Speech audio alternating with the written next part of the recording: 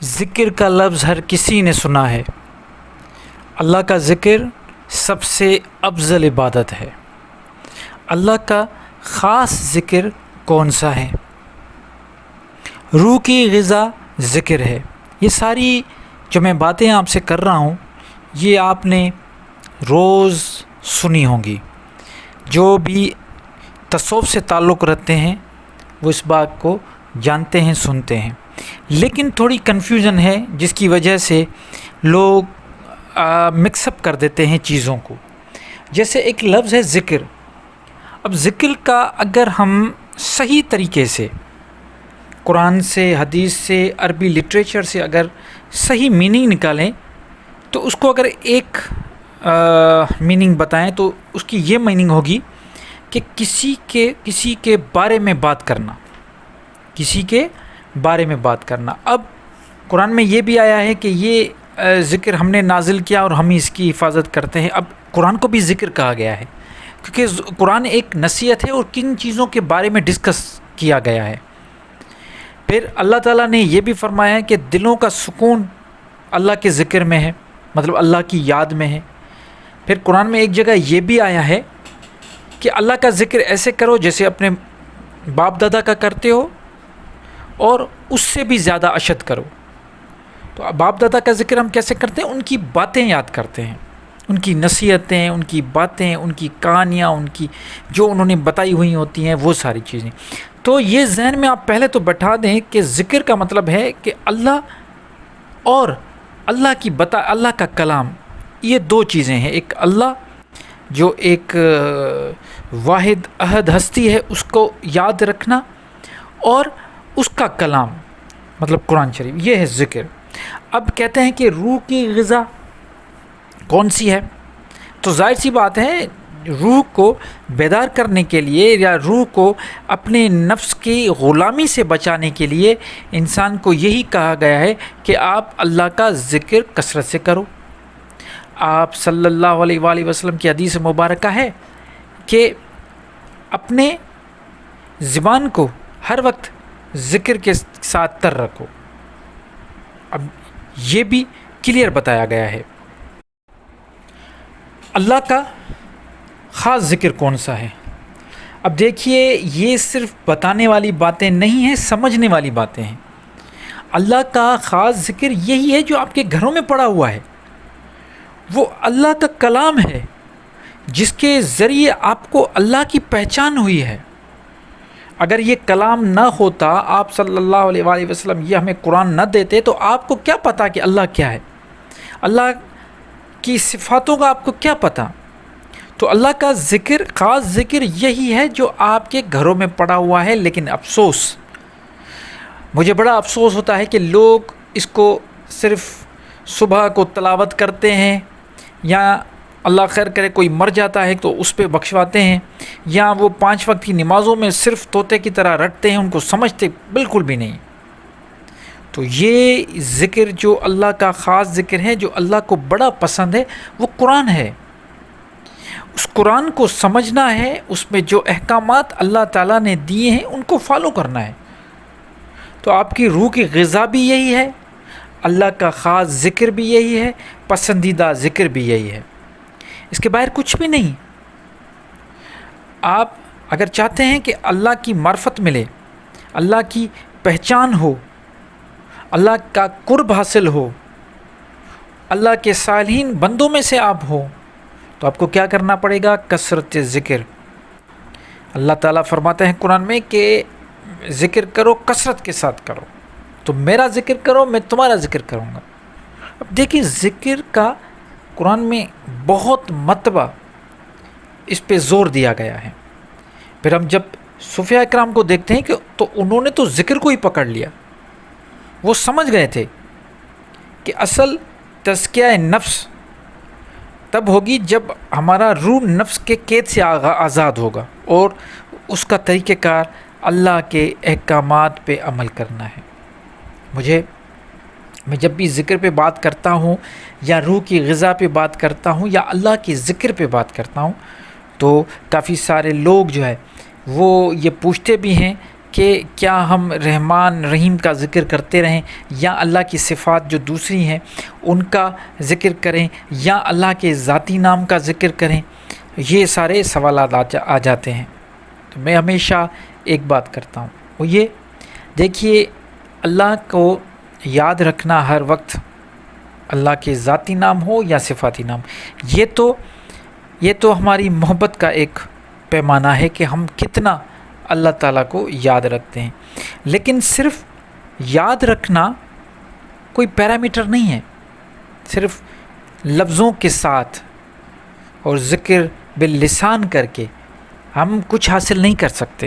جب تک اللہ کا ذکر جو اللہ نے انسان کے لیے نازل کیا ہے، پوری انسانیت کے لیے، جس میں اللہ تعالیٰ بار بار کہتا ہے کہ غور فکر کرو، میری آیتوں کو تھوڑی قیمتوں پہ نہ بیچو، میری آیتوں کے ساتھ کفر مت کرو، اپنے اندر دیکھو، جھانکو، نشانیاں ہیں تمہارے لیے، تمہارے اندر میں تمہارے لیے نشانیاں، یہ پوری کائنات کو دیکھو، یہ نشانیاں ہیں۔ اللہ تعالیٰ کلیئر بتا رہا ہے کہ یہ کرو گے تو غلط کام کرو گے تو دوزخ کے لیے بن جاؤ گے، اچھے کام کرو گے تو جنت کے لیے بن جاؤ گے۔ اگر اچھے کام وہ کون سے ہیں وہ بھی اس میں ڈسکرائب کیے ہوئے ہیں، برے کام کون سے ہیں وہ بھی اس میں ہر چیز مینشن کی ہوئی ہے۔ تو اللہ تعالیٰ کو حاصل کرنے کے لیے کلیئر اللہ تعالیٰ نے بتا دیا کہ کم سے کم ہم ان پہ تھوڑی بہت عمل کرنا آج سے ہی شروع کر دیں۔ یہ ذکر جو ہمارے گھروں میں پڑا ہوا ہے، اللہ کا ذکر جو اللہ نے نازل کیا، قرآن میں فرماتا ہے کہ میں نے اس ذکر کو نازل کیا اور میں اس کی حفاظت کرنے والا ہوں، یہ آیت ہے۔ تو اس کو اللہ تعالیٰ جب حفاظت اسی کی کر رہا ہے اور یہ ذکر نازل آپ کی طرف ہوا ہے، تو اس ذکر کو پکڑنا ہے، ہمیں اس کو ہی فالو کرنا ہے، الحمد سے لے کے ناس تک، یہ شروع سے لے کے آخر تک ہمیں اس کو ہی فالو کرنا ہے۔ اور کسی نے کیا خوب کہا تھا کہ تلاوت کا مطلب یہ نہیں ہے کہ آپ پڑھ رہے ہو، تلاوت کا اصلی جو مفہوم ہے، جو اصلی میننگ نکلتی ہے، وہ یہ ہے کہ کسی چیز کے پیچھے چلنا۔ تو قرآن کی تلاوت کا مطلب ہے قرآن کے پیچھے چلنا۔ تو ہمیں آج سے ہی یہ ذہن میں ایک چیز رکھ دینی ہے کہ اللہ کا پسندیدہ ذکر قرآن ہے، اللہ کا پسندیدہ ذکر قرآن ہے، اللہ کا پسندیدہ ذکر قرآن ہے۔ میں نے 3 مرتبہ اس لیے کہا کہ مجھے ضرورت محسوس ہوئی کہ بار بار لوگ پتہ نہیں کیا کہتے ہیں، کوئی کہتا ہے کہ لا الہ الا اللہ، کوئی کہتا ہے کہ اللہ ہو، کوئی کہتا ہے ہو کا ذکر، یہ سارے آپ ذکر کر سکتے ہیں، یہ اللہ سے محبت کا اظہار ہے۔ جیسے تسبیح ہوتی ہے، اللہ کی تعریف ہوتی ہے، اس طرح یہ محبت کا اظہار جس سے محبت کی جاتی ہے، اس کا بار بار نام لیتے ہیں انسان۔ لیکن صرف نام لینا، یا اللہ، اللہ ہو، یا حیو، یا قیوم، یا رحمان، یا رحیم، یا کریم، یہ صرف یہ کہنا صحیح ہے؟ یا وہ جو ہم نے وعدہ کیا تھا عہد الست میں، جو روحوں نے، ہماری ارواح نے وعدہ کیا تھا اللہ کے ساتھ، عہد کیا تھا کہ اللہ نے کہا کہ کیا میں تمہارا رب نہیں ہوں؟ تو انہوں نے کہا بالکل ہم شاہد ہیں آپ ہمارے رب ہو۔ تو یہاں پہ آ کے کیوں بھول گئے؟ دنیا کی لذتوں میں آ کے ہم سب کچھ بھول کے اور شیطانی کاموں میں لگ گئے، ہم خود شیطان بن گئے۔ ابلیس کے جو چیلے ہیں ان کو شیطان کہا جاتا ہے، شیاطین کہا جاتا ہے، ہم خود شیاطین بن گئے، ہم سب کچھ بھول گئے۔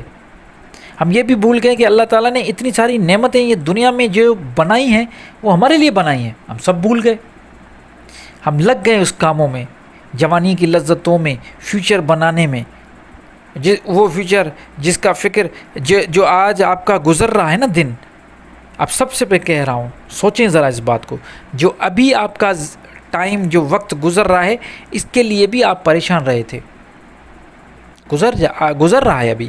اگر آپ اتنے پریشان تھے کہ اس میں پتہ ہے 2024 میں پتہ نہیں کیا ہوگا، کیا ہوا؟ کچھ نہیں ہوا، یہ بھی گزر جائے گا، پھر 25 آئے گا، وہ بھی گزر جائے گا، ایک دن انسان بھی خود بھی گزر جائے گا اس دنیا سے۔ تو کل کی پریشانی اور ماضی کا پچھتاوا، یہ 2 چیزیں لے کے اپنی زندگیاں ہم خراب کر رہے ہیں، اپنا حال خراب کر رہے ہیں۔ اور کسی نے بہت زبردست کہا تھا کہ ماضی کی یادیں ایسے ہیں کہ مردہ اٹھا کے کندھے میں چلتے رہو دنیا میں، کیا فائدہ؟ اس کو دفنانا ہے۔ کوئی مر جاتا ہے اپنا، کتنا بھی پیارا ہو، اس کو دفنانا پڑتا ہے، اس کو جلانا پڑتا ہے، کیونکہ ہم نہیں رکھ سکتے، وہ مردہ ہم نہیں رکھ سکتے، چاہے وہ والدین ہو، چاہے وہ اولاد ہو، کوئی بھی ہو، نہیں رکھ سکتے، ہمیں ڈسپوز کرنا ہے اس کو کسی بھی حالت میں۔ تو یہ ماضی کی یہ جو یادیں ہیں اس کو بھی ڈسپوز کریں، دفن کریں، چھوڑیں، کہ اس سے کچھ حاصل نہیں ہوگا۔ اور مستقبل کی جو پلاننگ کر رہے ہو اس میں بھی کچھ بھی نہیں ہے۔ آپ سوچیں جو آپ آج ہیں، کیا آپ نے پلاننگ کر کے یہاں پہ پہنچے ہو؟ آپ کا 90% آپ کے سارے کام آپ کی پلاننگ کے بنا ہوگا۔ میں آپ کو لکھ کے دیتا ہوں، آج آپ کے پاس جو پیسے ہیں یہ آپ کی پلاننگ سے نہیں ملے، آج آپ کے پاس جو ہسبینڈ ہیں، وائف ہیں، اولاد ہیں، آپ کی پلاننگ سے نہیں ملے، آج آپ کے پاس جو بھی آپ بزنس کر رہے ہو یا جاب کر رہے ہو، پلاننگ سے نہیں ہے، یہ عطا ہے اللہ کی طرف سے۔ آپ نے پتہ نہیں کیا کیا سوچا ہوگا، کیا ملا، اور آگے بھی پتہ نہیں کیا ملے گا۔